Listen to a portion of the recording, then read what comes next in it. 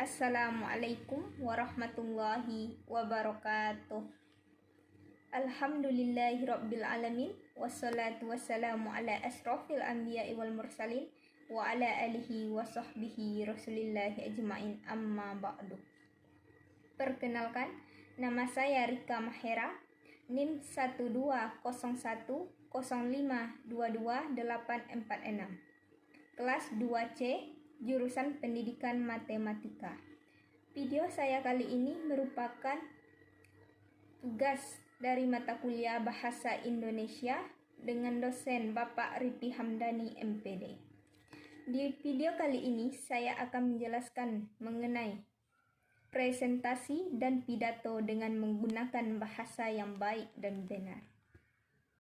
Baiklah, pada materi ini ada 9 pokok yang akan dibahas. Pertama, pengertian presentasi ilmiah. Kedua, tata tertib dan etika presentasi ilmiah. Ketiga, penyiapan bahan presentasi. Keempat, pelaksanaan presentasi. Kelima, menjelaskan pengertian pidato. 6, menjelaskan metode pidato. 7, menganalisis situasi dan pendengar. 8, menjelaskan etika berpidato. 9, menjelaskan tahap-tahap berpidato. Yang pertama, pengertian presentasi ilmiah. Presentasi ilmiah adalah penyajian karya tulis atau karya ilmiah seseorang di depan forum undangan atau peserta. Yang kedua, tata tertib dan etika presentasi ilmiah. Tata tertib dan etika presentasi ilmiah ada 3. Yang pertama, penyaji perlu memberi informasi kepada peserta secara memadai. Kedua, penyaji menyajikan bahan dalam waktu yang tersedia. Ketiga, penyaji menaati etika yang berlaku di forum ilmiah.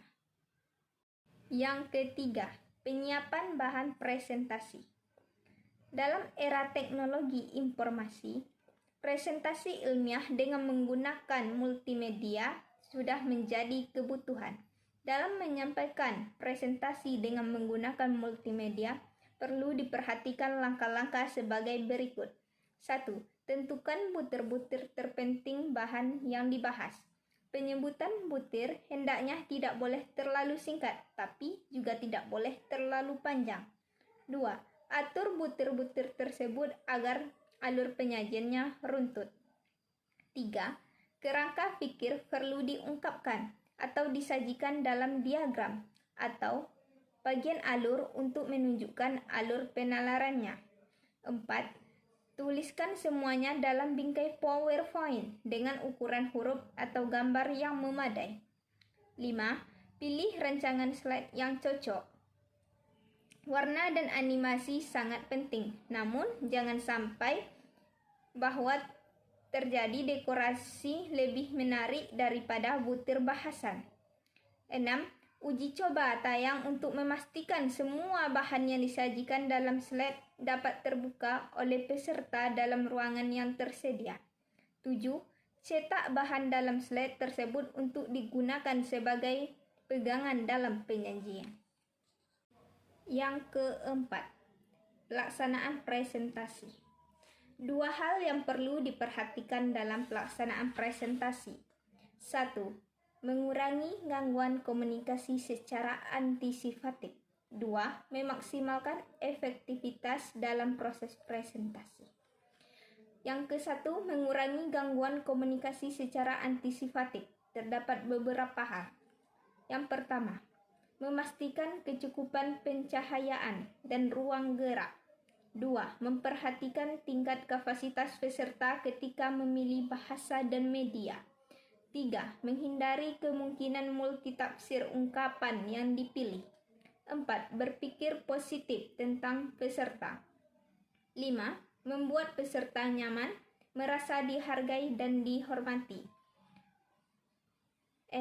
Bersikap terbuka terhadap sikap dan pendapat orang lain yang berbeda.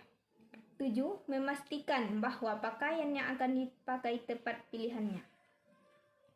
Yang kedua, memaksimalkan efektivitas dalam proses presentasi. Terdapat beberapa hal. 1.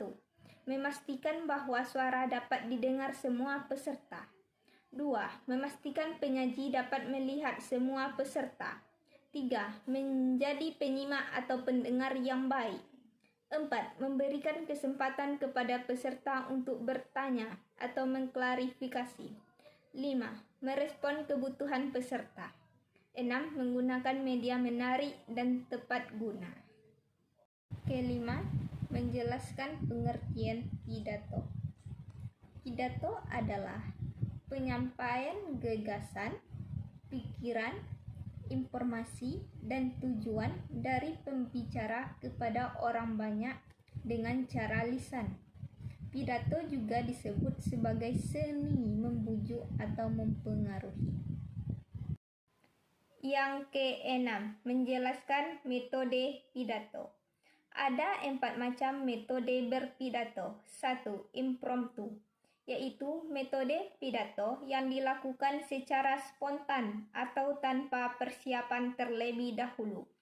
2. Memoriter, yaitu metode menyampaikan pidato dengan cara menghafal teks yang telah dipersiapkan. 3. Manuskrip, yaitu metode pidato dengan cara membacakan naskah. 4. Ekstemporan, yaitu metode pidato yang hanya dilakukan dengan cara menyiapkan poin-poin penting dari tema yang hendak disampaikan. Yang ketujuh, menganalisis situasi dan pendengar. Dalam menganalisis situasi, perlu diperhatikan hal-hal sebagai berikut. 1. Maksud pengunjung mendengar uraian. 2. Adat kebiasaan atau tata cara kehidupan pendengar. 3. Susunan pembicaraan berlangsung di alam terbuka atau di dalam ruangan.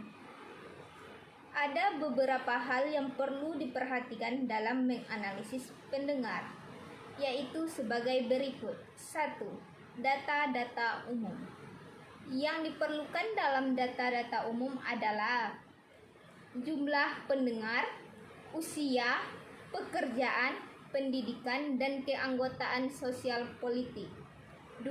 Data-data khusus meliputi 1. Mengetahui pendengar mengenai topik yang dibawakan. 2. Minat dan keinginan pendengar. 3. Sikap pendengar. Yang kedelapan, menjelaskan etika berpidato. Ada beberapa hal etika dalam berpidato. 1. Mengenakan pakaian yang sesuai dengan suasana pertemuan, rapi, bersih, dan sopan. 2. Tampil dengan bersahaja, sopan, dan rendah hati. 3. Menyisipkan beberapa humor segar dalam berpidato. 4. Gunakan bahasa yang santun, halus, dan sederhana. 5. Sebagai kata penutup, jangan lupa mengucapkan maaf bila terdapat tutur kata yang tidak berkenan. Yang terakhir, yang kesembilan, menjelaskan tahap-tahap berpidato. Ada 3 tahap dalam berpidato. 1. Tahap persiapan pidato. Ada beberapa hal penting yang perlu diperhatikan. 1. Pemilihan topik dan tujuan. 2. Penggunaan bahasan. Selanjutnya yang kedua, tahap penyusunan pidato. Yang pertama, menggunakan bahasa yang baik, sederhana, dan menggunakan kata-kata yang jelas, tepat, serta menarik. 2. Proses penyusunan pidato harus didasari 3 komposisi, yaitu kesatuan, pertautan, dan titik berat. Yang terakhir yaitu tahap penyampaian pidato terdiri dari 3, yaitu 1. Kontak. Kontak terbagi menjadi 2 macam, kontak visual dan mental. Yang kedua, penggunaan suara, dan yang ketiga, penggunaan isyarat dan gerak tubuh. Demikianlah penyampaian materi pada video kali ini. Saya Rika Mahera, mohon maaf yang sebesar-besarnya apabila terdapat kesalahan dalam penyampaian materi atau ada materi yang kurang dipahami, karena kesempurnaan hanya milik Allah dan kesalahan datang dari diri saya sendiri. Terima kasih atas segala perhatian. Assalamualaikum warahmatullahi wabarakatuh.